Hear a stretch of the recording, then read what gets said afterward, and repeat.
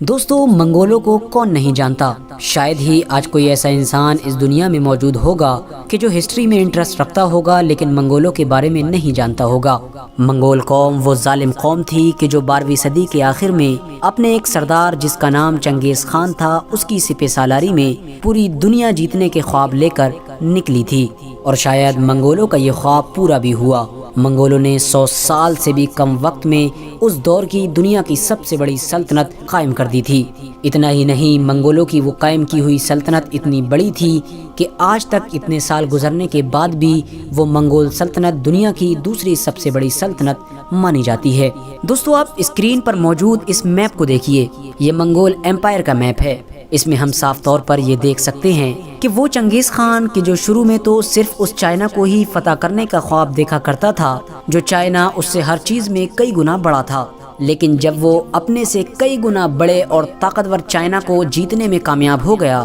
تو اس کے حوصلے اتنے زیادہ بلند ہو گئے کہ وہ چائنا سے سیدھا یورپ کی طرف نکل پڑا اور راستہ میں آنے والے ہر شہر کو فتح کرتا چلا گیا، ہر شہر میں تباہی مچاتا چلا گیا۔ اور پھر کچھ وقت کے بعد آخرکار وہ دن بھی آ گیا کہ جب چنگیز خان اور اس کی اولادوں کی محنت کی وجہ سے اس کی یہ سلطنت چائنا سے لے کر یورپ تک پھیل گئی، یعنی آسان لفظوں میں کہیں تو آدھی دنیا پر ان کا راج ہو گیا تھا۔ اور یہ سب کچھ ممکن ہو پایا تھا ان کی جنگلی اور ظالم قسم کی فوج کی وجہ سے۔ اس کی فوج اتنی ظالم تھی کہ وہ جس علاقے کو بھی جیت لیا کرتی تھی اس علاقے میں بھرپور تباہی مچا دیا کرتی تھی۔ شہر کو آگ لگا دی جاتی تھی، شہر میں رہنے والے کسی بھی انسان کو نہیں بخشا جاتا تھا، یہاں تک کہ بچے، بوڑھے، عورتوں پر بھی یہ لوگ رحم نہیں کیا کرتے تھے۔ بلکہ حیرانی کی بات تو یہ تھی کہ یہ جیتے گئے علاقے کے جانوروں تک کو نہیں بخشتے تھے اور اس علاقے کے سارے کھیتوں، ساری ہریالیوں میں آگ لگا دیا کرتے تھے۔ یعنی یہ لوگ کسی بھی شہر کو اس مقصد سے نہیں جیتا کرتے تھے کہ شہر کو جیتنے کے بعد وہ لوگ اس شہر میں ایک اچھی سلطنت قائم کریں گے، بلکہ ان کا مقصد صرف اور صرف ایک ہی ہوا کرتا تھا، اور وہ یہ تھا کہ اس شہر کے سارے مال کو لوٹ لینا اور اس شہر میں رہنے والے ہر انسان کو قتل کر دینا۔ دوستو، صرف اتنا ہی نہیں، یہ لوگ جنگ جیتنے کے بعد صرف اپنے مزے یعنی منورنجن کے لیے مارے گئے لوگوں کی کھوپڑیوں کے مینار بنایا کرتے تھے۔ چائنا اور اس جیسی اس دور کی مضبوط ریاستوں کے ساتھ ساتھ اس دور کی سب سے ڈیولپ سٹی یعنی بغداد میں ان لوگوں نے ایسی تباہی مچائی تھی کہ جس تباہی کا اندازہ آج بھی آپ لوگ اس شہر میں جا کر لگا سکتے ہیں۔ ایک بار منگول جس بڑے شہر پر حملہ کر دیا کرتے تھے وہ ان کی تباہی کی وجہ سے 200-300 سال پیچھے چلا جایا کرتا تھا۔ یعنی ہم لوگ یہ کہہ سکتے ہیں کہ اس دور میں خوف اور ڈر کا دوسرا نام ہی منگول تھا۔ منگولوں کا نام سنتے ہی لوگ کانپنے لگتے تھے۔ لیکن دوستو، اب سوال یہ ہے کہ آخر وہ منگول قوم کہ جس نے آدھی سے زیادہ دنیا کو جیتا اور آدھی سے زیادہ دنیا میں تباہی مچائی، وہ آخر کبھی ہندوستان پر قبضہ کیوں نہیں کر پائی، حالانکہ ہندوستان تو ان کے بالکل قریب میں تھا۔ اب آپ لوگوں میں سے بہت سارے لوگوں کے دماغ میں یہ خیال بھی آتا ہوگا کہ ہو سکتا ہے کہ منگولوں نے کبھی ہمارے بھارت دیش پر حملہ ہی نہ کیا ہو، ورنہ وہ منگول کہ جنہوں نے چین سے لے کر ایشیا تک کا پورا علاقہ فتح کر لیا تھا، ان کے لیے بھارت دیش کو جیتنا کیا مشکل ہو سکتا تھا۔ لیکن دوستو، سچائی تو کچھ اور ہی ہے۔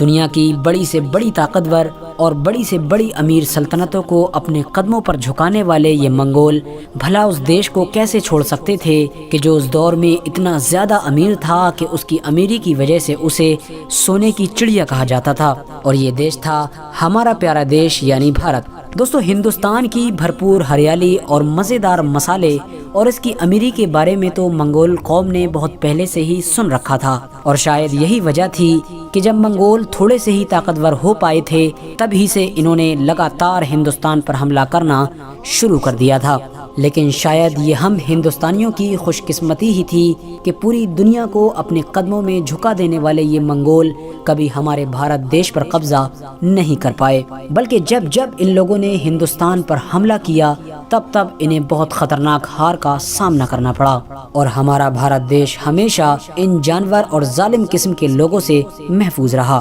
لیکن دوستو اب سوال یہ ہے کہ آخر منگول کبھی ہمارے بھارت دیش کو جیت کیوں نہیں پائے؟ آخر وہ کون انسان تھا کہ جو پوری دنیا میں تباہی مچانے والی منگول فوج اور ہمارے دیش بھارت کے بیچ میں ایک دیوار بن کر کھڑا ہو گیا تھا، اور منگول لاکھ کوششوں کے باوجود بھی کبھی اس انسان کو اپنے راستے سے نہیں ہٹا پائے تھے؟ تو دوستو میں بات کر رہا ہوں 1296 عیسوی میں دہلی سلطنت کے تخت پر بیٹھنے والے سلطان کی، جنہیں آج دنیا سلطان علاء الدین خلجی کے نام سے جانتی ہے۔ دوستو ویسے تو منگولوں نے علاء الدین خلجی کے دور سے پہلے ہی ہمارے ہندوستان پر حملے کرنا شروع کر دیے تھے، اور ان کے یہ حملے علاء الدین خلجی کے دور کے بعد بھی جاری رہے تھے، لیکن منگولوں کے ان سارے حملوں میں سے جو مین حملے تھے، یعنی خطرناک حملے کہ جن حملوں کو منگولوں نے پوری طاقت کے ساتھ اور بڑی فوج کے ساتھ کیا تھا، وہ صرف اور صرف علاء الدین خلجی کے دور میں ہی کیے گئے تھے۔ اور شاید یہی وجہ ہے کہ آج بھی پوری دنیا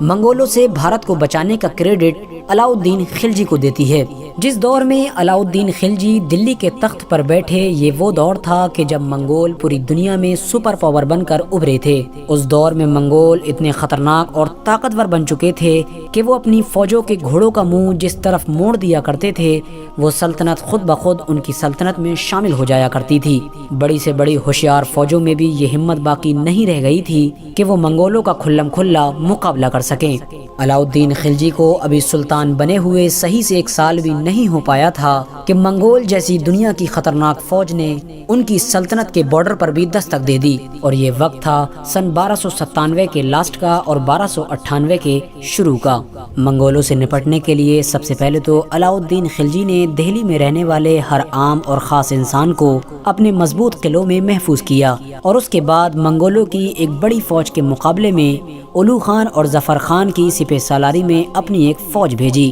6 فروری 1298 یہ وہ دن تھا کہ جب منگول اور علاء الدین خلجی کی فوج میں بڑی زبردست جنگ ہوئی تھی، اور آخرکار اس جنگ میں خلجی فوج کو جیت نصیب ہوئی تھی، اور منگول جیسی طاقتور اور گھمنڈی فوج خلجیوں کے سامنے پیٹھ دکھا کر بھاگنے پر مجبور ہو گئی تھی۔ دوستو اس جنگ میں 20,000 سے زیادہ منگول فوجی مارے گئے تھے، اور ہزاروں کی تعداد میں ہی منگولوں کو قید کر کے دہلی لایا گیا تھا، اور منگولوں پر علاء الدین خلجی کی اس جیت کی وجہ سے ہندوستان کے لوگوں کا علاء الدین خلجی پر اور زیادہ بھروسہ بڑھ گیا تھا۔ دوستو اس جنگ کو ہسٹری میں بیٹل آف جلندر کے نام سے بھی جانا جاتا ہے، اور یہ ہسٹری میں منگولوں کا انڈیا پر سب سے بڑا اٹیک بھی مانا جاتا ہے، یعنی نہ تو اس سے پہلے کبھی منگولوں نے اتنا بڑا حملہ کیا تھا، اور نہ ہی کبھی بعد میں وہ اتنا بڑا حملہ کر سکے تھے۔ لیکن دوستو پوری دنیا جیتنے والی منگول فوج بھی آخر اپنی ہار کیسے برداشت کر سکتی تھی؟ اس نے جنگ ہارنے کے بعد فوراً دوبارہ تیاری شروع کر دی،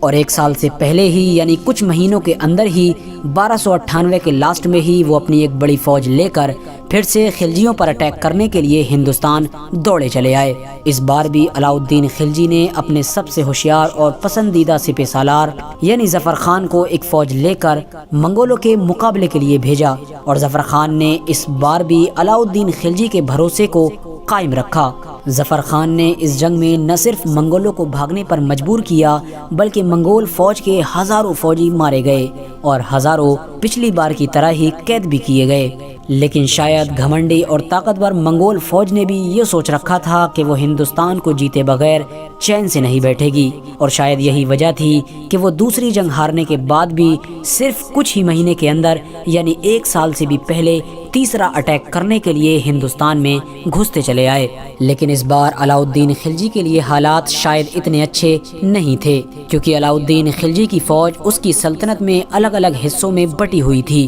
اور شاید یہی وجہ تھی کہ علاء الدین خلجی نے اپنے کمانڈر یعنی سپہ سالار ظفر خان کو یہ حکم جاری کیا تھا کہ جب تک میرا حکم تمہیں نہ ملے جب تک تم منگولوں پر اٹیک نہ کرنا، کیونکہ علاء الدین خلجی سمجھ چکے تھے کہ اس وقت منگولوں سے لڑنے کی بجائے انہیں صرف روکے رکھنا ہی بہتر ہوگا۔ لیکن ظفر خان نے علاء الدین خلجی کی بات کو نظر انداز کرتے ہوئے منگول فوج پر حملہ کر دیا۔ ظفر خان کا یہ حملہ اتنا زبردست تھا کہ کچھ گھنٹوں کے اندر ہی 5000 سے زیادہ منگول فوجی مارے گئے اور سینکڑوں فوجی قیدی بھی کر لیے گئے۔ لیکن فوج کم ہونے کی وجہ سے خلجی فوج منگولوں کا پرانا والا حال نہیں کر پائی، اور شاید یہی وجہ تھی کہ خلجی یہ جنگ جیتنے میں تو جیسے تیسے کامیاب ہو گئے تھے، لیکن اس جنگ میں انہوں نے اپنے قیمتی خزانے کو گنوا دیا تھا، یعنی اس جنگ میں ظفر خان شہید ہو گئے تھے۔ بھارت میں بار بار ہارنے کے باوجود بھی منگول چین سے نہیں بیٹھے۔ 3 بار لگاتار خلجی سے ہارنے کے باوجود بھی 1303 میں انہوں نے چوتھی بار اٹیک کیا، اور کہا جاتا ہے کہ اس بار تو منگول فوج نے بڑی چالاکی سے کام لیا اور بھارت کے اندرونی راستوں سے ہوتے ہوئے دہلی تک جا پہنچے، لیکن دہلی تک پہنچ جانے کے باوجود بھی منگول کامیاب نہ ہو سکے، اور آخرکار منگولوں کو ایک بار پھر علاؤالدین خلجی کے سامنے گھٹنے ٹیکنے پر مجبور ہونا پڑا تھا۔ اس کے بعد 1305 میں خلجی سلطنت پر منگولوں کی طرف سے 5واں اٹیک کیا گیا۔ خلجی نے اس بار بھی بڑی زبردست تیاری کر رکھی تھی۔ ایک بار پھر خلجی اور منگولوں کے بیچ امروہہ میں ایک بڑی زبردست جنگ لڑی گئی، اور اس جنگ میں بھی ہمیشہ کی طرح منگولوں کو ہار کا سامنا ہی کرنا پڑا۔ یعنی کل ملا کر ہم یہ کہہ سکتے ہیں کہ علاؤالدین خلجی کے دور میں منگولوں نے ہندوستان پر قبضہ کرنے کی بھرپور کوشش کی تھی، لیکن وہ ہر بار ہی ناکام ہوئے تھے۔ یعنی ہمارے بھارت دیش کو منگولوں سے ہمیشہ محفوظ رکھنے کا کریڈٹ صرف اور صرف سلطان علاؤالدین خلجی کو ہی جاتا ہے، مگر افسوس آج کے دور میں کچھ فرضی کہانی اور موویز کے ذریعے سے اس بہادر اور ہوشیار اور عظیم الشان سلطان کو ایک عیاش اور قاتل بادشاہ کے طور پر دکھانے کی کوشش کی جاتی ہے، اور بدقسمتی سے کچھ لوگ ان لوگوں کے بہکاوے میں بھی آ جاتے ہیں۔ ایسے لوگوں سے میری ریکویسٹ ہے کہ وہ لوگ موویز کی بجائے ہسٹری کی پرانی سے پرانی بکس پڑھنے کی کوشش کریں۔ فی الحال دوستو، آج کی اپنی ویڈیو کو ہم یہیں پر ختم کرتے ہیں۔ ویڈیو پسند آنے پر نہ صرف ویڈیو کو لائک کریں بلکہ اپنے فرینڈز کے ساتھ بھی ضرور شیئر کریں، اور اسی طرح کی ویڈیو ہمیشہ دیکھنے کے لیے ہمارے چینل کو سبسکرائب کر کے ساتھ ہی میں بیل آئیکن کو بھی پریس کر دیں۔